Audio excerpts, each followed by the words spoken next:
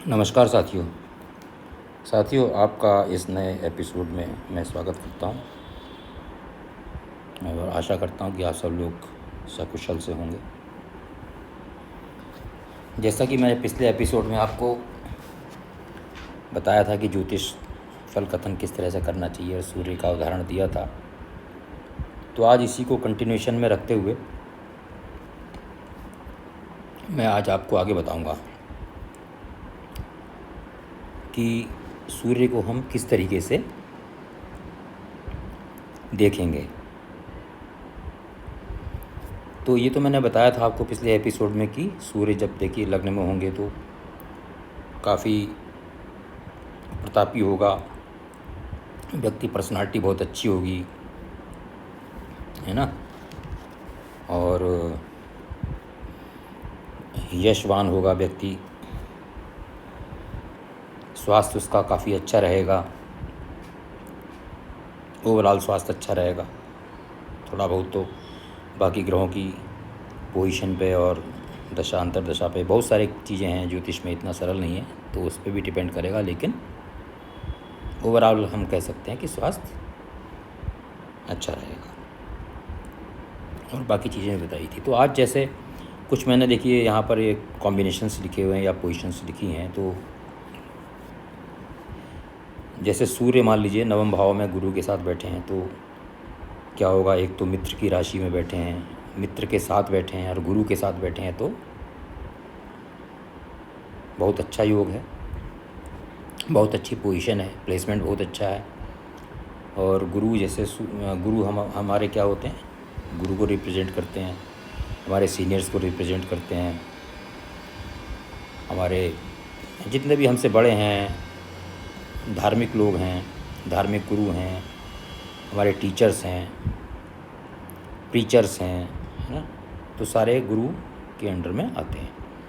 तो देखिए सूर्य है, मतलब हम सूर्य हमारे पिता के वो कारक हैं, पिता को इंडिकेट करते हैं। तो हमारे पिता कैसे होंगे, हमारे पिता काफ़ी धार्मिक होंगे, हम इससे अर्थ निकाल सकते हैं। गुरु के साथ बैठे हैं तो गुरु का उन पर असर रहेगा, है ना।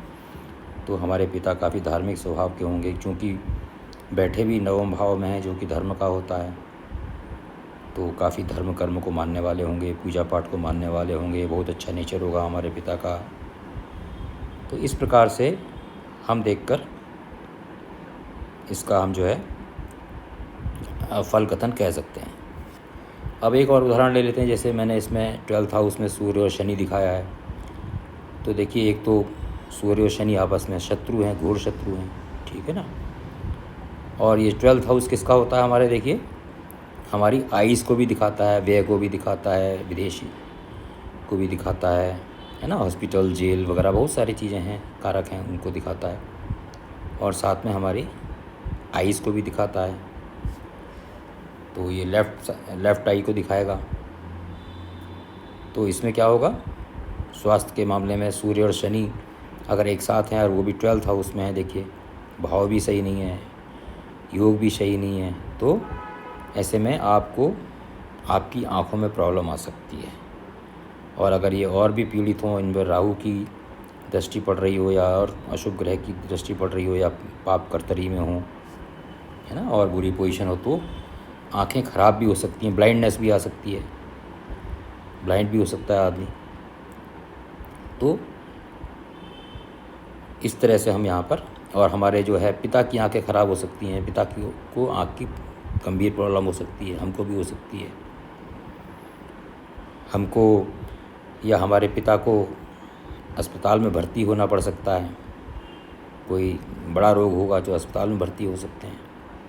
इस प्रकार से इसका फल कथन कहा जाएगा, है ना। अब देखिए 3rd हाउस में मैंने सूर्य और मंगल एक साथ लिखे हैं। तो मंगल किसका प्रतीक होता है, हमारे भाई का प्रतीक होता है, और 3rd हाउस क्या है, हमारे छोटे भाई बहन का है।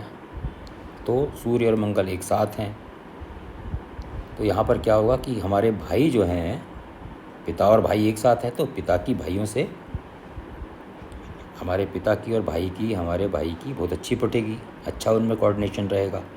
पिता जो है हमारे भाई बहनों को मदद करेंगे, ये पिता तो वैसे ही मदद करते हैं, लेकिन ये एक्स्ट्रा एफर्ट होगा। पूरा फुल सपोर्ट रहेगा, है ना। और हमारा भाई भी बहुत पराक्रमी होगा, और ये व्यक्ति जो है वो खुद भी, क्योंकि ये पराक्रम का भाव है थर्ड हाउस, तो ये भी व्यक्ति भी जो है, जातक जो है, ये भी बहुत पराक्रमी होगा, किसी बात से पीछे नहीं हटेगा, चाहे कितना भी संघर्ष आए, ये बिल्कुल विजय प्राप्त करके ही रहेगा, है ना। ये थर्ड हाउस में क्योंकि जो क्रूर ग्रह होते हैं, अशुभ ग्रह होते हैं, यहाँ पर अच्छा फल देते हैं। और दो क्रूर ग्रह हैं, एक अशुभ है और क्रूर है सूर्य। राजा और सेनापति समझ लीजिए एक ही भाव में है, तो क्या हाल करेंगे यहाँ पर, पीछे हटेंगे नहीं जब तक विजय प्राप्त नहीं करेंगे। तो इस प्रकार से आप इसका फल कह सकते हैं। और यही अगर मान लीजिए सूर्य मंगल किसी कारण से पीड़ित हो जाते हैं, इन पर शनि की, राहु की, किसी अशुभ अन्य कई अशुभ ग्रहों की दृष्टि पड़ जाती है, पाप कर्तरी में आ जाते हैं, तो यही रिवर्स फल हो जाएगा। भाई बहुत परेशान रहेंगे, भाइयों से हमको कोई सपोर्ट नहीं मिलेगा, हम भाइयों को सपोर्ट नहीं करेंगे, पिता का भाइयों को सपोर्ट नहीं मिलेगा। इस प्रकार चौथे भाव में सूर्य का मैंने आपको कल ही बताया था, पिछले एपिसोड में बताया था। सप्तम भाव में देखिए अब सूर्य शुक्र एक साथ हैं, तो सूर्य यहाँ पर क्या है, देखिए अपनी नीच राशि में है, ठीक है ना, और शुक्र अपनी राशि में है। तो सूर्य शुक्र देखिए क्या है, शत्रु भी हैं। तो ऐसी पोजीशन में क्या होगा कि एक तो सूर्य नीच हैं और साथ में शुक्र के साथ हैं, तो हम ये कह सकते हैं कि इस जातक का जो पिता है वह इसको सपोर्ट नहीं करेगा, इस व्यक्ति को कम सपोर्ट करेगा, आपस में संबंध अच्छे नहीं होंगे। और पिता का संबंध महिला के साथ हो सकता है, उसके कारण पिता को परेशानी हो सकती है, अपयश मिल सकता है ना। क्योंकि सूर्य यहाँ पर नीच राशि के हैं, शुक्र के साथ हैं, शुक्र यहाँ पर हावी हैं, देखिए अपनी राशि में बैठे हुए हैं। तो ये बोला जा सकता है, लेकिन इसमें ध्यान रखिएगा कि 100% कन्फर्म नहीं है, इसमें बाकी चीज़ें भी देखनी पड़ेंगी आपको। पता चला आपने सीधे किसी के ऊपर उंगली उठाई तो ये गलत है ना। ये खाली इन दो ग्रहों की पोजीशन को देख के एक इंडिकेशन है, बाकी जो 7 ग्रह हैं उनको भी देखा जाएगा और भी फैक्टर्स देखे जाएंगे। तो इस प्रकार से आप इसका फल कह सकते हैं। तो बाकी आप इसमें निकालिए, बाकी भावों में आप निकालिए, इसमें कमेंट कीजिएगा कि किस भाव में कैसा फल होगा, और लाइक कर दीजिएगा, सब्सक्राइब कर दीजिए। अगर आपको अच्छा लगता है तो लाइक कर दीजिएगा, और आपको कोई इसमें कुछ कमी दिखती है तो सुझाव दीजिएगा, मैं इसको इम्प्रूव करने की कोशिश करूँगा, है ना। कुछ आप विशेष स्पेशल इसमें कुछ एक कोई अगर चैप्टर चाहते हैं तो वो बताइए, मैं उस पर वीडियो बनाऊँगा, अच्छा होना चाहिए वो। तो ठीक है, अगले अंक में मिलते हैं, तब तक के लिए आप सब लोगों को मेरा नमस्कार।